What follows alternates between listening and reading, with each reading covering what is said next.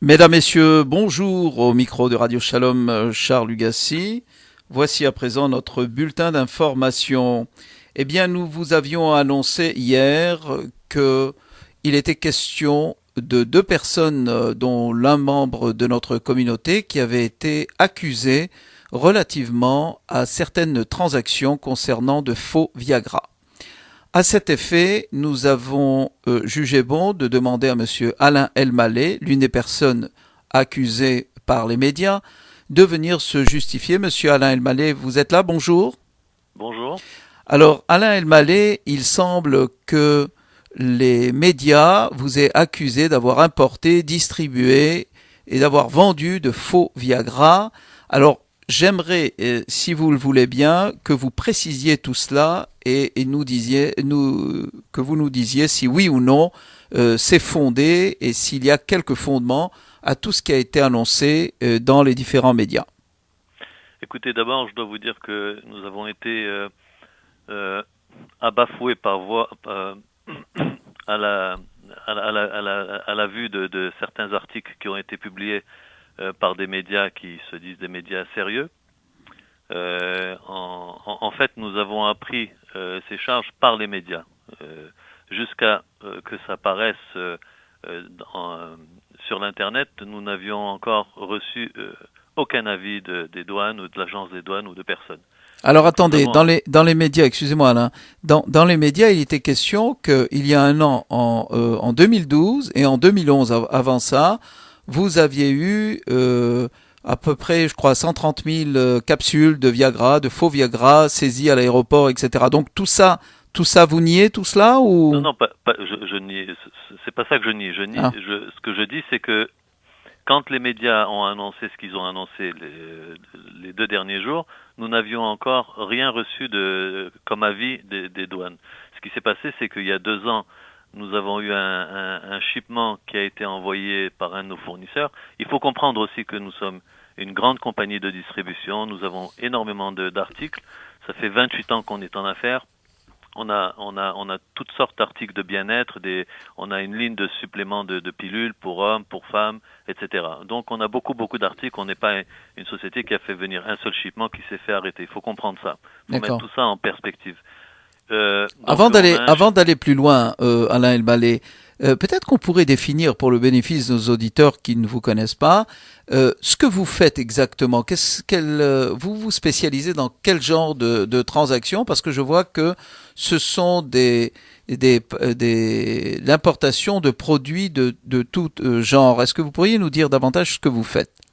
Nous avons une ligne de produits de bien-être, c'est-à-dire tout ce qui est massage personnel, vibration infrarouge, etc. Nous avons une ligne de lits de massage que nous faisons venir d'Allemagne. Nous avons des marques qui nous appartiennent de suppléments pour hommes, ce qu'on appelle en anglais des male potency pills. Et nous avons d'autres produits aussi reliés au bien-être, à la santé, etc. Et nous avons aussi des produits pour adultes que nous distribuons sur le Canada, les États-Unis et l'Europe. D'accord. Maintenant, pour ces produits que vous faites venir en général, est-ce qu'ils sont approuvés généralement par Santé Canada ou ils n'ont pas besoin d'approbation? Alors, les produits que nous vendons sont approuvés par Santé Canada, mais il y a des suppléments que nous importons euh, que nous faisons rentrer et après ça, nous faisons les demandes à Santé Canada. D'accord. Donc, ce qui s'est produit cette fois-ci, c'est que précisément ces produits sont arrivés sans une Alors, approbation préalable, c'est ça? ces produits sont arrivés avec des documents des fournisseurs et ces documents sont allés directement chez notre broker. Et apparemment, il y avait des informations qui étaient manquantes, ça veut dire qu'il y avait des listes d'ingrédients sur les suppléments. Et après analyse, une fois que c'est rentré à la douane, Santé Canada s'est aperçu qu'il y avait un ingrédient qui n'apparaissait pas sur la liste. Bien entendu, on n'avait aucune manière, on n'est pas des chimistes, on n'a pas de laboratoire, donc on n'avait aucune manière de savoir s'il y avait un ingrédient qui était listé qui n'apparaissait pas, ou l'inverse aussi. C'est-à-dire un ingrédient qui n'était pas listé et qui apparaissait dans le cadre d'une analyse. Donc ce shipment avait été arrêté aux douanes et on nous a donné une amende. Techniquement, c'est une fausse déclaration. Ça veut dire que s'il y a quelque chose qui n'est pas correct aux yeux de la douane, que ce soit vous qui avez produit les documents ou votre fournisseur, c'est une fausse déclaration, ils veulent rien savoir. Nous avons été en appel, nous avons perdu l'appel parce qu'ils ont dit que c'est notre responsabilité de vérifier les documents. Un an plus tard, nous avons un autre shipment qui est rentré, et qui est arrivé chez nous, et une ou 2 semaines plus tard, on a eu une perquisition de la douane, ils sont venus et ils ont saisi ce shipment. C'était le deuxième shipment, sous les mêmes bases qu'après avoir analysé les produits, qu'il y avait un ingrédient qui manquait. Mais il faut comprendre qu'entre ces 2 shipments, nous faisons rentrer, il n'y a pas une semaine où on n'a pas 4 ou 5 cargos qui arrivent de partout dans le monde. Ça peut être des appareils de massage, ça peut être des suppléments, ça peut être toutes sortes d'items que nous distribuons à travers nos chaînes normales de distribution. Donc, encore une fois, il faut mettre ça sous contexte. Quand on parle dans les médias de 120 000 pilules, ce ne sont pas des grands chiffres, ce sont des cargos normaux pour nous. Alors, il y a eu cette perquisition il y a un an, ils ont saisi de la marchandise, mais ça arrive à beaucoup de compagnies, car les douanes sont très picky sur tout ce qui rentre, les documents, etc. Et ils nous ont dit qu'ils allaient finir leur étude et que nous allions recevoir un avis pour comparaître, pour se défendre, chose qu'on attendait avec impatience pour pouvoir prouver qu'on n'avait pas le contrôle de tout ce qui s'écrivait dans les documents qui arrivaient avec les transports, vu que ça arrivait directement du fournisseur au dédouaneur, c'est-à-dire un autre broker.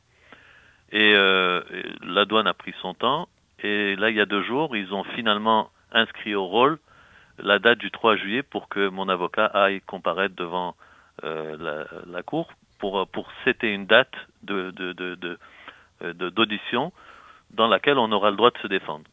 Donc jusqu'à présent, non seulement qu'il n'y a eu aucune arrestation ni rien du tout, parce que c'est tout ce qui a été écrit dans les médias au sujet d'arrestation de moi-même ou de mon gérant d'entrepôt, monsieur Alain Rucher, c'est totalement faux.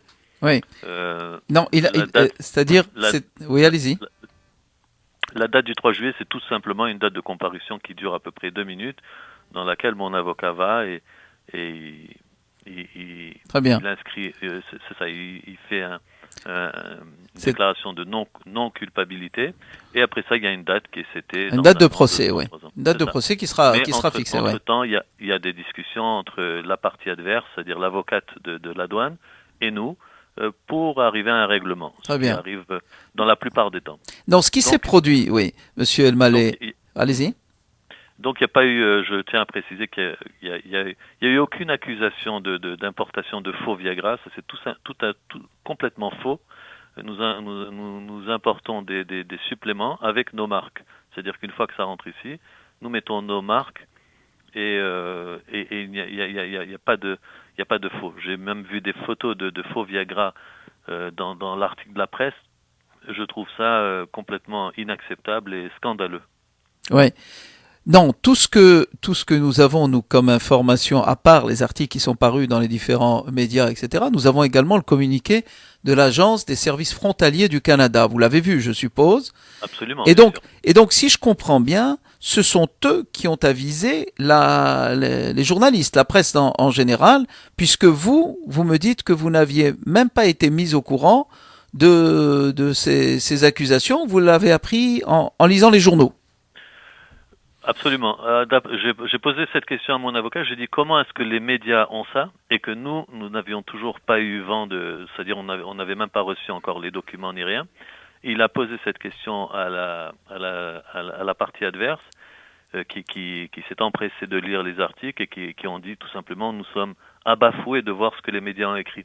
Voilà. D'après mon avocat, il y a des reporters qui se promènent au palais de justice et qui regardent le plumitif, tout simplement. Ouais. Et dès qu'il y a un rôle qui est inscrit, si c'est quelque chose qui est sensationnel, qui peuvent faire vendre leur magazine ou C'est leurs exact. journaux. Voilà. Ils vont le prendre, ils vont le mettre à leur sauce. Chacun va ajouter un petit mot à droite à gauche.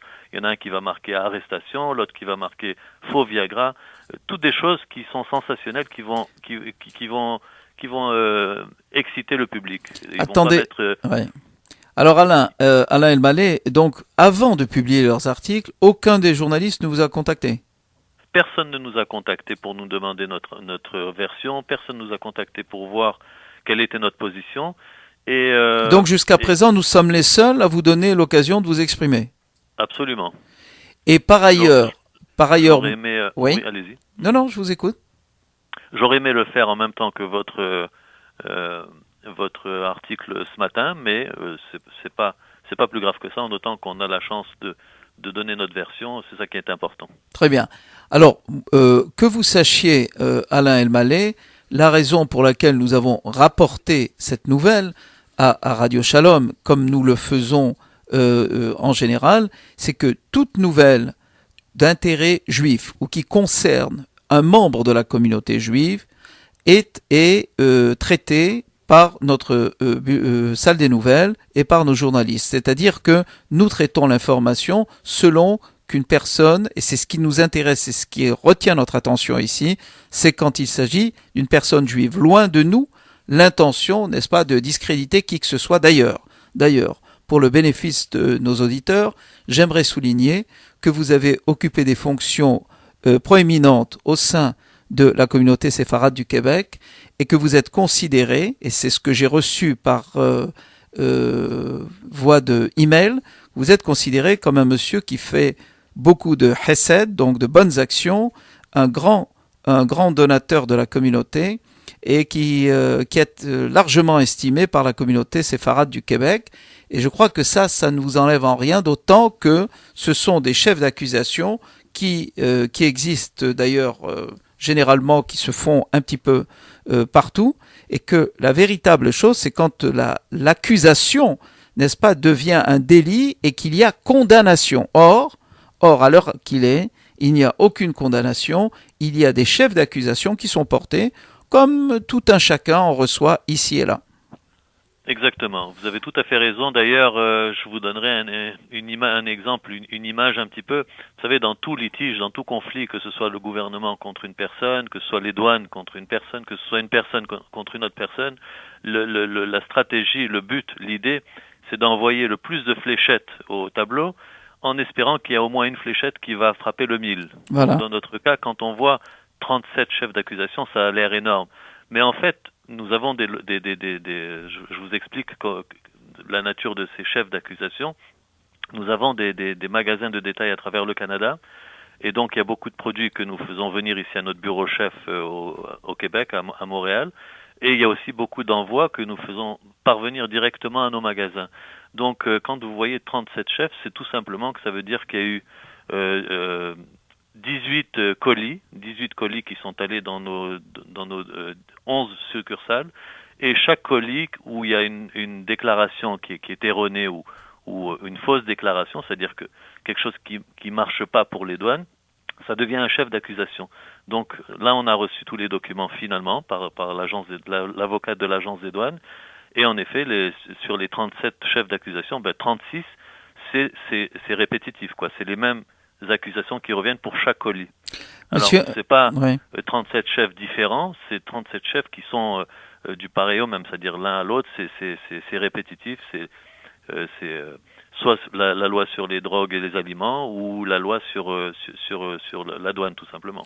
Pour conclure cet entretien, Monsieur Alain Elmaleh, j'aimerais donc sur un autre tableau parler plutôt de votre contribution à la communauté. Vous avez été actif au titre de président de plusieurs activités. Est-ce que vous pouvez brièvement nous citer votre involvement, votre participation? Écoutez, moi je suis au Québec depuis 32 ans. Et je pense que 3 mois après que je sois arrivé au Québec, on m'avait approché parce que mes 3 dernières années au Maroc, j'avais fait du spectacle, du monologue avec le père de Gad Elmaleh. D'ailleurs, Gad Elmaleh était souvent dans nos répétitions, il était tout jeune à l'époque. Et donc, il y a eu vent de ça ici à Montréal. Et dès que je suis arrivé 3 mois plus tard, j'ai commencé à faire partie de troupes communautaires. C'est-à-dire on faisait des spectacles pour le centre Hillel à l'époque. Tous les anciens du Hillel vont se rappeler de ça, les spectacles qu'on faisait sur la rue Côte-des-Neiges. Par la suite, j'en ai fait pour Maïmonide et je n'ai jamais arrêté. Et, alors on peut vous retrouver sur YouTube? Malheureusement, à l'époque, il n'y avait pas, il y avait pas de YouTube. Je n'avais qu'une cassette vidéo de tout un spectacle que j'avais fait, un one-man show de 2 heures. Je l'avais envoyé à un théâtre pour qu'ils voient si ça les intéressait, et ils ont perdu la cassette. Donc c'est la seule cassette que j'avais. Je demande at large, à tout le monde, celui qui a cette cassette, qui m'appelle. Je donnerai n'importe quoi pour l'avoir. Pour la récupérer. Non, mais récemment, je sais que vous avez dirigé une activité importante du centre de la communauté séfarade du Québec. Récemment, j'ai participé aux 5 derniers festivals séfarades. Voilà. J'ai une grande affection pour tout ce qui est théâtre, comédie, etc. J'ai aidé mon grand ami Marc Acon avec son festival qu'il a présidé pour le 50e anniversaire, je pense, de la communauté, si je me trompe pas. Après ça, j'ai aidé mon ami Albert Lévy à titre de vice-président. Et par la suite, j'ai été président moi-même du festival. Ça a été un très grand succès. On a eu 15 jours absolument extraordinaires. Et là, je suis tout le temps pas trop loin de toutes sortes d'activités. Là, je suis président pour cette année du tournoi de tennis et squash au profit de nos jeunes qui sont démunis, pour les aider à payer leur camp d'été. Qui va se tenir où? Qui va se tenir au sanctuaire? Non, cette année nous allons changer, nous allons avoir quelque chose de plus grand. Ça va être à Laval, un nouveau club de sport. Et vous allez avoir les informations sur la voie séfarade dans pas longtemps. Magnifique. Là-dessus, à part de ça, ouais. j'aide énormément de synagogues, des organismes en Israël, des organismes un petit peu partout. Et écoutez, je pense que c'est notre devoir, c'est un privilège de pouvoir aider. Alain Elmaleh, je vous remercie de cet entretien, de cette mise au point. Maintenant, c'est clair dans l'esprit des gens et de la population de qui vous êtes. Et je vous remercie d'avoir apporté ce correctif et ce rectificatif. Je vous souhaite bonne chance. Merci de nous avoir accordé cet entretien. Je vous souhaite une bonne journée. Merci. Merci à vous.